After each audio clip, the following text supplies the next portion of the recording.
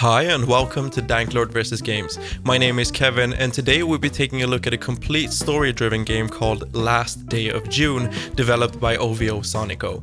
This time there's actually nothing but story, so let's just dive into the game as one continuous video. What would you do to save the one you love? That is the question the game first asks. It's an interesting interactive game with basic gameplay elements like pressing A to interact with objects and using your left stick to steer your character in whatever direction you want to move. I can only imagine the investors going like, you press A?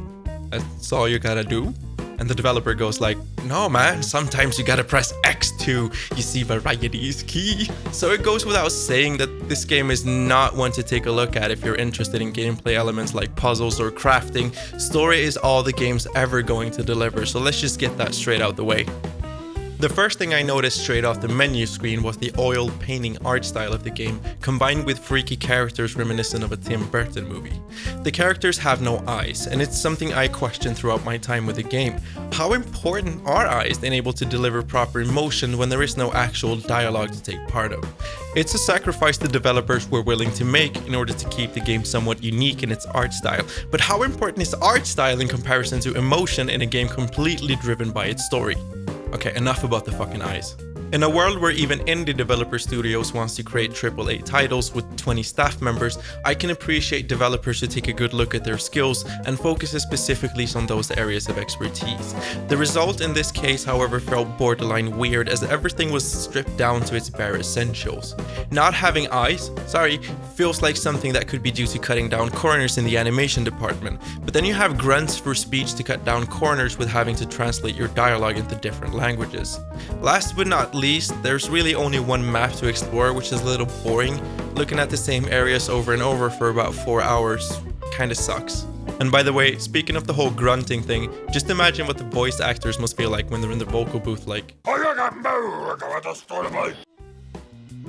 The title of the game is Last Day of June, and it's unfortunately not referring to the month.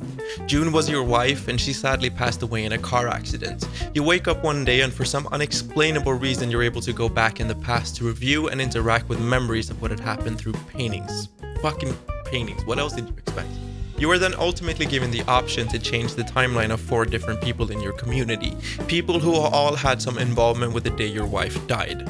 Their timelines are connected, which means if you're able to open up certain gates with one character in your timeline, it'll be open for all the other people, which in itself causes a sort of problem with continuity, but honestly, who gives a shit? It works. What would you do to save the one you love?